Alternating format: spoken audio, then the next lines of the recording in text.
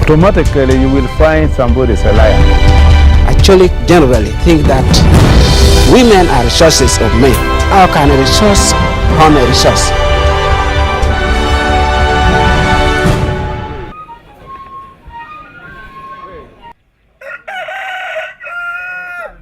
A wake-up call for the residents of Ogom village in Pader district. 20 years ago, it was the sound of a machine gun.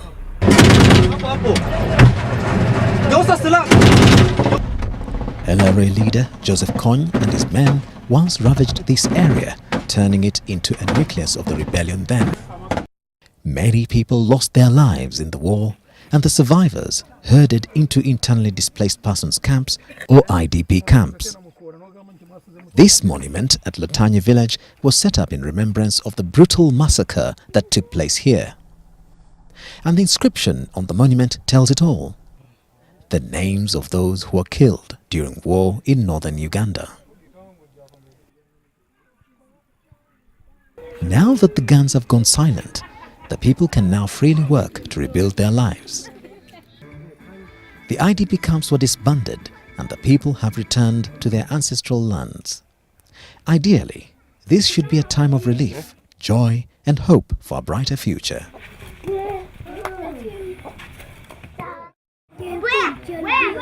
Instead, there is acrimony and untold suffering for the women and the youth born in these camps. In 2012, ActionAid Uganda, in partnership with Danish television collection program, conducted a needs assessment in Pader district, Northern Uganda.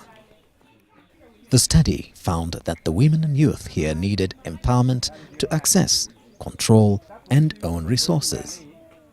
We went and did some community assessments in Lamogi sub-county and also in Lalogi. But eventually it came up in a project called Empowering Formerly Displaced Women and Youth through Livelihoods. The project focused on 3 key areas: women's rights and gender, sustainable livelihoods, and lastly, participatory democracy and governance. On women's rights, it was found that widows cannot inherit land as culture dictates, while the youth found difficulty tracing the boundaries of their ancestral land. This has led to numerous land conflicts. In our culture, women are not in charge of land. Yeah, they do not own land. Because of that, most of these widows, the relatives to their late husbands started claiming the ownership of the land. And you know, for us, such widows are supposed to be inherited by the clan members. And should you not yield to that, then automatically you are dismissed from the home, and automatically you lose land. Looking on in despair, the vulnerable widows don't know where to turn and don't know who will help them. ActionAid, in partnership with Legal Aid Network, which brings together NGOs such as Uganda Land Alliance and Caritas, organized a 1-week legal aid clinic. This partnership has brought a ray of hope to the survivors of land injustice. That week when they came and camped in the field here, it lasted for 1 week, and I was called to go and present a paper on land ownership, land tenure system in Uganda. It has been of paramount importance to them. The masses came, there were so many people came and they lodged so many complaints. And a number of cases were referred to police, and some of them we also sent them to court. During the Legal Aid Week in Pader, a total of 86 clients were received. Out of these, 41 females were handled in Pader. The highest number of cases registered were referred to existing justice mechanisms. The Acholi region regards women as an inferior group. They can't stand out for themselves. And also the issue of the custom whereby women are not supposed to, they don't have property rights. These 2 brothers heard the message of legal aid on a local FM radio station. They rode their bicycles from Latanya, a distance of 30 kilometers, to register their complaint at ActionAid. ActionAid referred them to Caritas for legal assistance. One of them cannot hold his tears back as he explains his fate to the legal officer.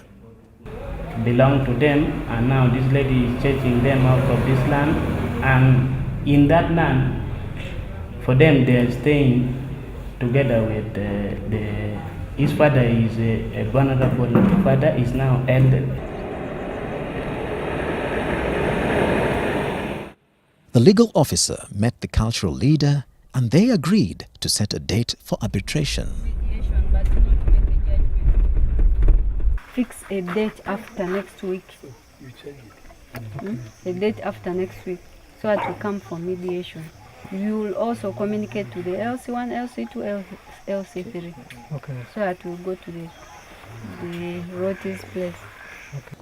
When we go to land dispute, we must have very mature and effectively people who can tell facts about the land or the dispute of that area. Automatically, you will find somebody is a liar.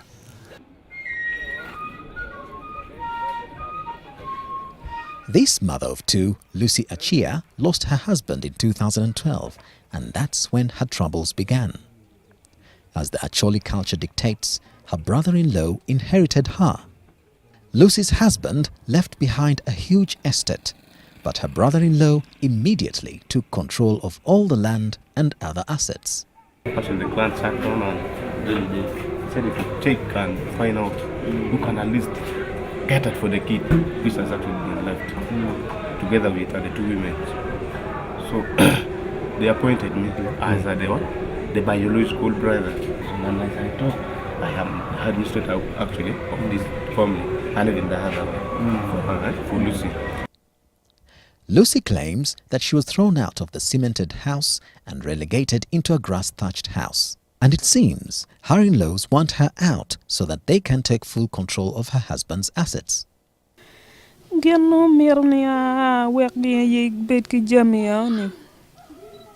Piano kita ka beru ki jamiani lutiano kwano chino lutiano dire maya bidama be ya nyim. Gen wani uberu megiato gen pi mero konyo ne be gen pi mia chulu ne gankwan. Yata chulu ne. She has survived numerous attacks she blames on her in-laws. Lucy now lives under constant fear. Guelu gen money tiki ye chigu kwani bo ni enini anko. Chigene no kata ko wa chidong anda chiwa no long tong dong ti yare ene ka vormu pime kerani. Chi anda do da biro gendo ringa man genanda dwa ki kare.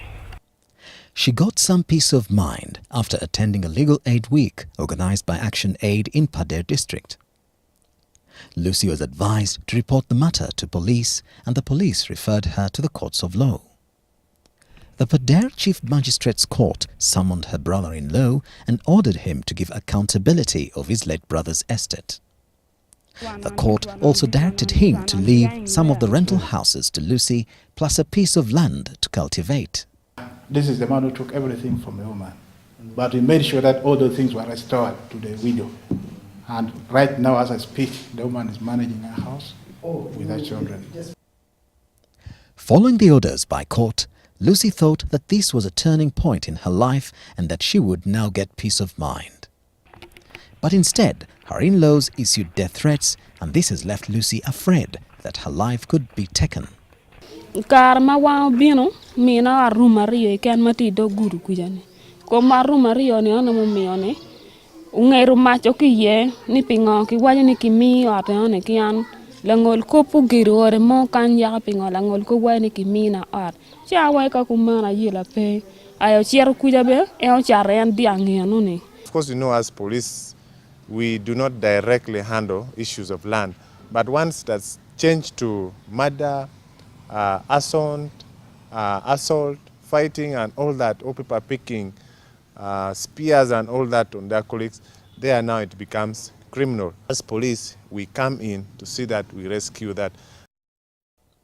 Lucy is lucky that her case is with the authorities and going through the due process of the law. Most of the cases here are handled by cultural leaders. And in this kind of setup, women are not likely to get justice. What we realize is that this mediation exercise is not successful because these people go there and conduct courts, you see, which is not the case. They are supposed to mediate really, but you find they are going to call witnesses and make judgments, you see, such that it doesn't really come up. The Acholi culture puts a woman in a disadvantaged position. The widows, the orphans, the nephews who grew in their uncle's place, that had been a very common thing. They don't know their rights. In fact, with the culture in place, I think they are subdued. And the culture being biased, they tend to be suppressive on these indigents. These former internally displaced people have not found it easy emerging from this conflict. These people largely depended on food handouts from various non-governmental organizations. In a bid to stop this dependence and empower the people, government rolled out various programs such as NADS, NUSAF and NUREP to improve their livelihood. But there is not much on the ground to show that these interventions have had a positive impact on the lives of the community. The people are still wallowing in poverty and are food insecure. They couldn't produce enough food for consumption and so could not sell anything to meet their other needs. Instead, they were doing the unthinkable. Because communities were not yet food secure, you find instances where some of the communities would actually remove the chemicals on the seeds and take them for eating. To stop this dangerous trend, pragmatic steps had to be taken. ActionAid began sensitizing the community on how to be food secure. The community was organized into reflect groups. We supported the farmers with the oxen, ox plows, and there were about 450 initially. The people were given groundnut, simsim and maize seeds to enable them produce enough food for consumption and sell to meet other needs. Florence is one of the beneficiaries of this seed project. No, korila nyuge kila pa mwaka mukate apuro ukato pera abich awelo kidiel adek diege no ni unya ko bedini tegen pa bana ai kori ma mwaka mukare en ma kubuni pada lega en kori ma gomiyo da en mala apuro mwaka ni ukato pera boro awelo ke diela rio mai kom diela matieni awelo ke dia chiel. Now that the produce is in plenty, the farmers are facing another challenge of access to markets. You may think that this is a cattle truck, but it's a road leading to the markets. It's muddy and impassable. Vehicles cannot easily access the farmers as traders come to buy the produce. It is unfortunate that the roads under the central government has always been in a very sorry state, and because of that, during rainy season, every rainy season like now, those central government roads are spoiled, and then heavy trucks which are meant to follow those roads now passes through the district roads and the community access roads. In a bid to reduce the challenges of post-harvest handling, ActionAid built this storage facility. But good storage was not enough. Something had to be done to get value for money. Value addition was the next step. Grinding machines were secured and installed at the storage facilities. We have a plan to make value addition of our products like Ginat and Simsim. When we finish bulking them here, if we fail to get the buyers, what we will do, we make value addition. That's why these machines are here. And we have the plan to buy the container so that we can pack our paste into a container. We supply it in the supermarket in Kampala, Jinja, or any other town in this country. Now that the farmers are food secure and empowered, it's time to hold the duty bearers accountable in social service provision. Every financial year, the local leaders draft budget frameworks that reflect community needs. And resources are allocated, but in most cases, these beautiful plans remain on paper. But I think we still have problem, because in other countries where local governments is now highly developed, during the planning process, that is when the community are full at the district headquarters, trying to ensure that their demand, the key priority areas, is clearly featured in the budget. But I think this level is still low. So that is where we need the local governments to move, where people demand and ensure that their demand is really being catered for. ActionAid designed a strategy of resource tracking using the scorecard method. These communities are paying tax, and as a result, they enter into a social contract with the government. So the reason why we had to put this component on resource tracking through community scorecard was to make sure that the relationship between the government, which is the duty bearer, and the communities who are the users of the services remains strong, such that even in the absence of development agencies, the community can still benefit from the government that they've elected, from the government that they've entrusted with the resources such as tax money. Tino one mona boro, ma one no what tea group miss cocket.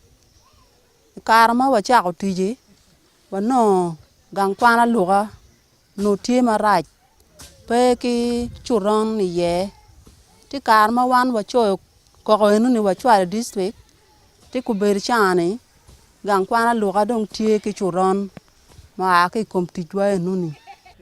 group in Ogom village is brainstorming on the issues affecting their health and education.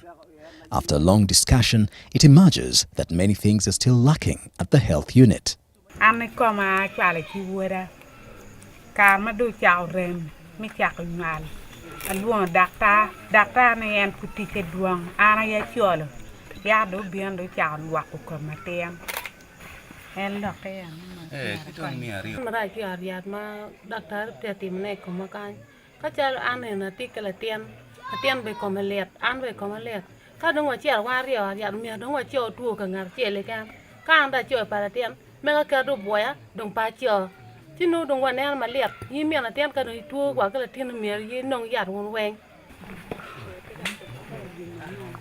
a calm manner, they embark on a journey to demand their rights. And they were welcomed to this health center by the sound of a newly born baby.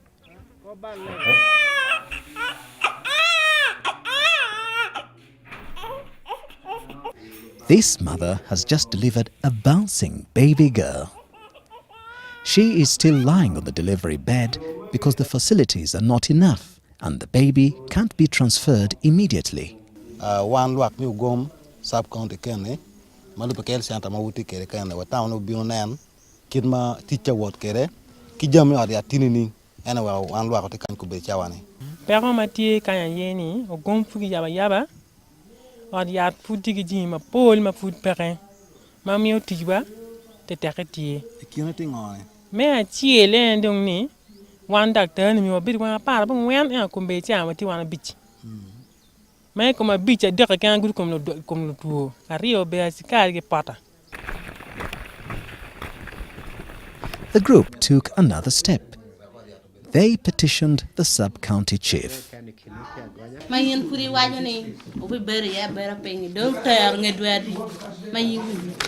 The sub-county chief appreciated the concern of this reflect group and he promised to forward it to the district authorities. Kitago Kelwa Loke, a council one were very ping. She was Yamuloke were making resolution before ending in district. Yeah, district kuno gen chwalagere Kampala kuno. Mana iketamawan wati ukereno.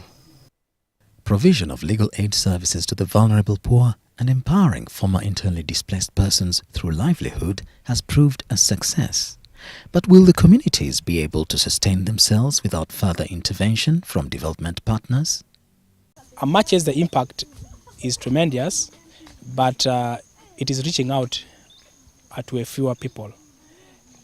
And we think if it would reach out to a lot bigger number, it would create much impact in the lives of the people who have returned from the camps. If ActionAid could come and then liaise with court, then we organize one day like open day court where we make a case for the general public to see what happens in court, to make them be aware of what happens in court. That one will be of very, very big importance to this area. I believe ActionAid, sometime they will go away. So to sustain us here, to continue the scorecard, we want some facilitation from the government, such that even the by school, or for us, the lead facilitator, if they could give us some motorcycle, so that we go in every sub-counties, so that we mobilize people, they still have to form the focus group, they discuss this issue, so that all of us should get the same service. But will the leaders walk the talk or continue taking advantage of the society for their selfish needs? I will continue to champion their interest in Padre district in the areas, the various areas of development that they would want us to work with them. The DTV project has been an eye-opener for the massive need of similar interventions to improve access to justice, foster improved livelihoods, and also contribute to post-conflict rehabilitation efforts in the region. Yeah.